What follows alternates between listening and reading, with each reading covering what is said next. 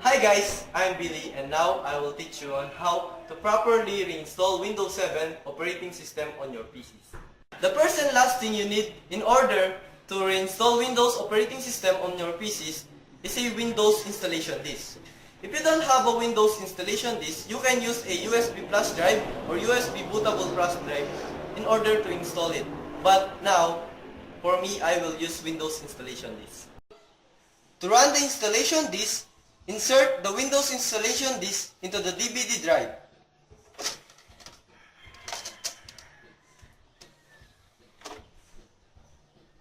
Restart your computer.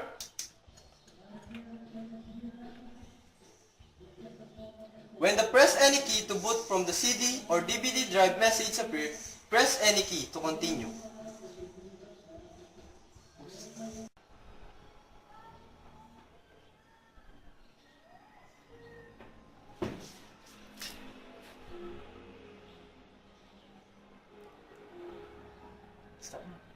When the Windows 7 setup appears, confirm that the language, time, currency, and keyboard method fields display the correct setting.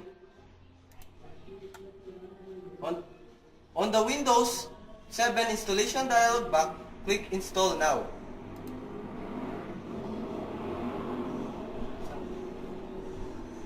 Select the operating system you want to install. Review the license agreement and click I accept the license term. Then next. On the where do you want to install Windows, select the largest internal disk on the primary partition, then click next.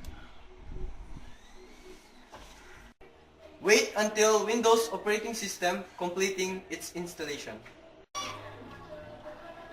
Personalize and customize your Windows 7 operating system by the following instructions of the following screens.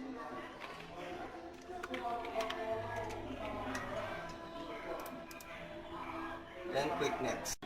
You can set a password for your account if you want to, but for me, I will skip it now. Then click next. Then, if you have a key or product key for your Windows, you can put it, but me, I will skip it. Then next. Then I will suggest to use recommended setting.